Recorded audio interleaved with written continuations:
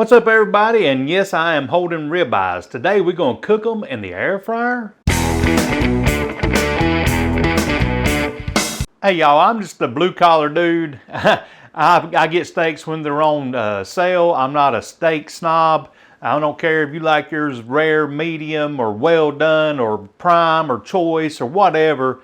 I get my stuff on sale. And if I can't afford ribeyes, I get chuck eyes. All right, let's establish that now. But I have a friend of mine who at work, and he cooks everything in an air fryer.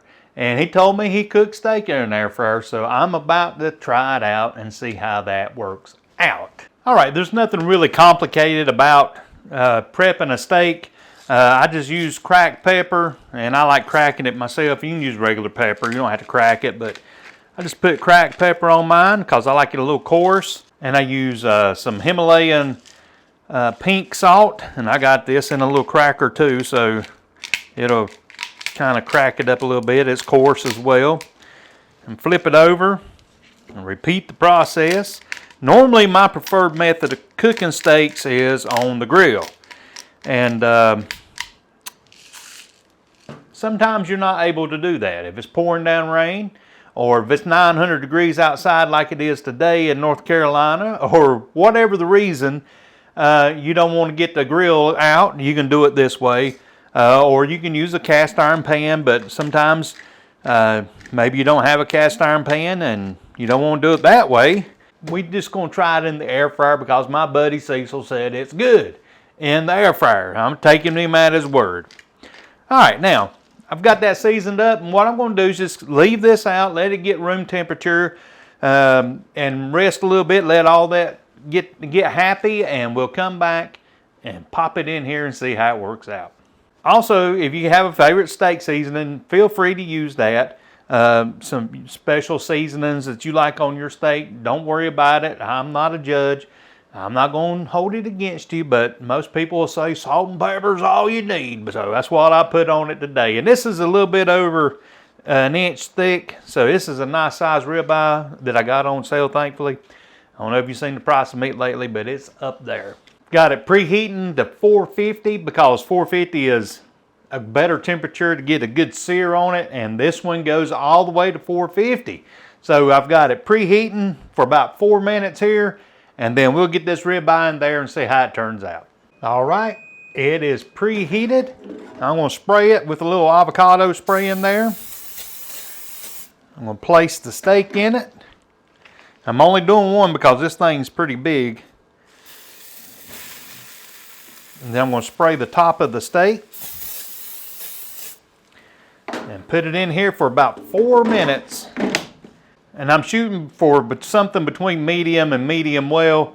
Now, if yours only goes to 400, just go an extra minute. Go for 5 minutes and then flip it after 5. I'm doing mine for 4, and I'm going to flip it after 4. So here's a chart that I'm going to share with you, and you can use this to help you determine what you like as far as steaks go and the amount of doneness you like.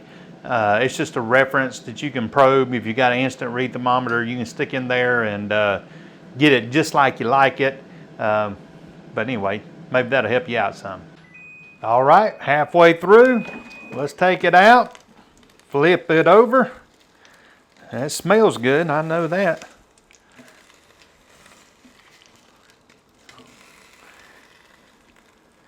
And we're going to put it back in there for 4 more minutes at 450 again.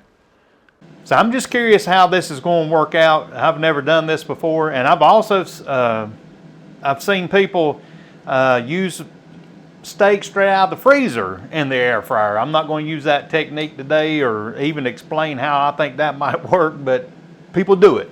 So you can Google it, but we're going to stick with this and see how this turns out first. All right, it is done. Let's take a peek at it. It looks like a steak. Of course, it don't have the char on it that it would have if I'd cooked it out on the grill. Let's get it out of here and test it. Okay, while this is resting, I'm going to brush a little bit of garlic butter on that I've made up. And then make sure you rest it for about at least 5 minutes or so, and we'll cut it and see what it looks like. Well, it is time to cut into this and see how we did. See how it turned out.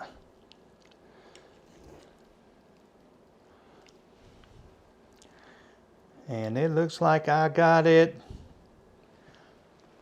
pretty medium there. And a little bit of pink in the middle.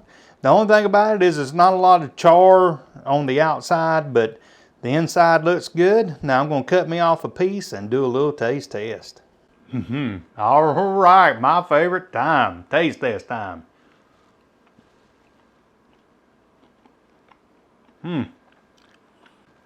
What's not to like about ribeye? Man, that was great. And it's so simple. It's just salt, pepper, butter, garlic, and a steak. But it turned out really well. It was not grilled, of course. It did have a little bit of crust on the outside. And cooking it at 450, I'm sure helped a little bit with that. But it's a steak dinner. Put it with your favorite side and serve it up, and nobody's going to fuss about having ribeyes. It was nice and tender. That butter and garlic made it just so good. Hey, until next time, don't be afraid to try new things. Air fried steak, I'm on board. I'm with you. I don't think you're crazy anymore. I'm going to do it again, I'm sure. But hey, God bless you and have a great day.